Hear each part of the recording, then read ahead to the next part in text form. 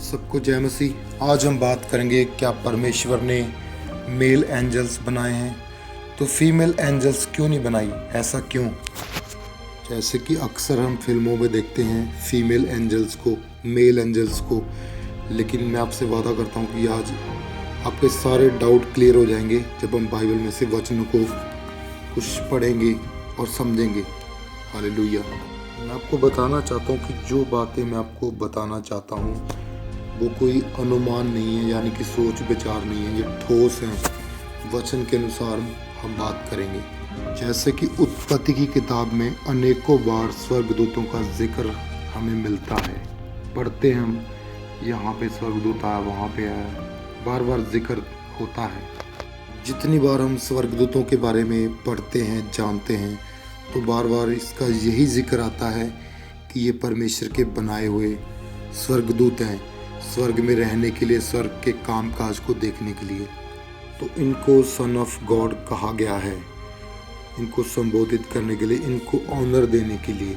लेकिन बाइबल ने कहीं भी ये ऐसा जिक्र नहीं है कि सन ऑफ डॉटर, यानी कि परमेश्वर की पुत्रियां, ऐसा कोई जिक्र नहीं है। इन स्वर्गदूतों के लिए यहूदी लोग और अर्ली क्रिश्चियंस लोग और वह लोग जो इन स्वर्गदूतों को देखने का हमेशा दावा किया करते थे और जो इन एंजल्स के लिए शब्द का इस्तेमाल करते थे वो था मैस्कुलिन, जिसका अर्थ होता है मर्दाना, पुरुष की प्रवृत्ति रखने वाला। वह इन स्वर्गदूतों के लिए मैस्कुलिन शब्द का इस्तेमाल इसलिए करते थे, उनका कहना था कि जितनी बार उन्होंने स्वर्गदूतों को देखा उनकी चाल ढाल, शक्ल और फिजिकल एक्शन बिल्कुल मर्दों के जैसा था। जैसे कि उत्पत्ति की किताब चैप्टर नंबर 19 में सदोम और अमोरा की कहानी में यही बताया गया है कि जो दो एंजल्स खुदा की ओर से आए थे उस शहर का नाश करने के लिए, वह जवान थे और दिखने में काफ़ी खूबसूरत थे। मैं आपको बताना चाहता हूँ कि एंजल्स के पास इंसानी शरीर नहीं होता, लेकिन बाइबल हमें बताती है कि जितनी बार इन एंजल्स को इंसानी रूप धारण करने की ज़रूरत पड़ी है तो इन एंजल्स ने पुरुष का ही रूप धारण किया है। जबकि परमेश्वर ने सारी पृथ्वी पे हर चीज़ को जोड़े के रूप में बनाया, जैसे आग और पानी, दिन और रात, थकान और आराम, इसी तरह परमेश्वर ने आदमी और औरत को भी बनाया। तो फिर परमेश्वर ने स्वर्गदूतों के लिए पत्नियां क्यों नहीं बनाई? इसका सीधा और स्पष्ट उत्तर यही है कि इंसानी जो शरीर है वह नाशवान है और इसीलिए उसको अपना अस्तित्व बनाने के लिए, बनाए रखने के लिए रिप्रोड्यूस करना पड़ता है, मतलब बच्चों को जन्म देना पड़ता है। लेकिन आत्मा जो है वो नाशवान नहीं होती और एंजल्स भी आत्मा ही है, इसलिए इनको रिप्रोडक्शन की ज़रूरत नहीं पड़ती, यानी कि इनको ये जन्म नहीं देते, यानी कि इनकी फीमेल नहीं होती। ये एंजल्स ही हैं और इंसान का रूप ही ग्रहण करते हैं जब भी करते हैं। मरकुस की किताब 12 उसकी 25 आयत में लिखा है और प्रभु यीशु मसीह ने खुद हमें बताया है कि क़यामत के बाद जब हमारा पुनरुत्थान होगा तो हम सब स्वर्ग में स्वर्गदूतों की तरह रहेंगे। यहाँ पे कोई शादी ब्याह नहीं होता।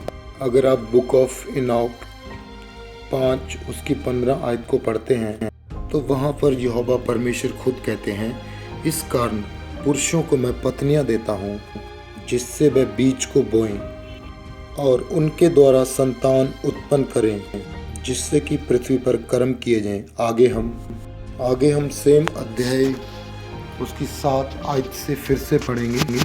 इसलिए मैंने तेरे लिए पत्नियों की व्यवस्था ना की, क्योंकि आत्मिक लोगों का निवास स्वर्ग ही है। यहाँ पर जे बातें यहोवा परमेश्वर स्वर्गदूतों से करता है उनके विषय में वो कह रहा था। भी आप सोच रहे होंगे कि अगर स्वर्गदूत रिप्रोड्यूस नहीं करते तो वह कौन थे? उत्पत्ति की किताब अध्याय 6 में लिखा गया है कि परमेश्वर के पुत्रों ने आदम की पुत्रियों के पास आकर संतानें उत्पन्न की। तो मैं आपको बताना चाहता हूँ, स्वर्गीय दूत होने के नाते यह फरिश्ते ऐसा नहीं कर सकते थे।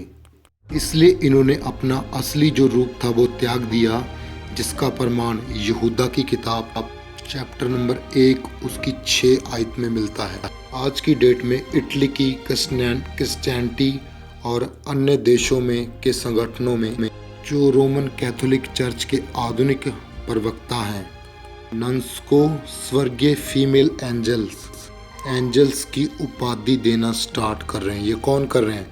रोमन कैथोलिक चर्च वाले एक औरत को मतलब अपनी मर्जी से बोल रहे हैं कि ये स्वर्ग की जो एंजल है। यहाँ तक कि आप समझ नहीं पाओगे, कैथोलिक चर्च वालों ने ये साबित कर दिया कि परियां थी, उनको मतलब बनाना चालू कर दिया, उनको मानना भी शुरू कर दिया कैथोलिक वालों ने कि परियां आखिर में थी, जबकि बाइबल इसके बारे में साफ साफ मना करती है कि परमेश्वर ने फीमेल एंजल्स को पैदा ही नहीं किया। जबकि ऐसी चीज़ों का बाइबल और परमेश्वर के लोग सख्त खिलाफ है और विरोध भी करते हैं कि ये चीज़ों का जिक्र परमेश्वर ने अपने किसी भी वचन में नहीं किया, जो आज कैथोलिक चर्च वालों ने शुरू कर दिया है। प्रकाशित वाक्य चैप्टर नंबर 16 में यूहन्ना ने जिन जिन स्वर्गदूतों के बारे में बात की है उन सब को संबोधित करते हुए उन्हें मैस्कुलिन बीइंग्स ही कहा गया है। दोस्तों, बुक ऑफ इनॉक को नबी इनॉक के द्वारा ही लिखा गया था, जो नूह नबी के ग्रेट ग्रैंडफादर थे। और इस बुक ऑफ इनॉक में हर एंजल्स के बारे में विस्तार से क्लियरिटी से लिखा गया है। यहाँ तक कि इस बुक में और भी काफ़ी चीज़ों के बारे में लिखा गया है। लेकिन बड़े दुख की बात यह है कि प्रारंभिक कैथोलिक चर्चों ने इन पन्नों को बाहर कर दिया है। मैं आपको बताना चाहता हूँ कि बुक ऑफ इनॉक पढ़ें अगर आपको और भी रहस्यों के बारे में जानना है। सबको जय मसीह।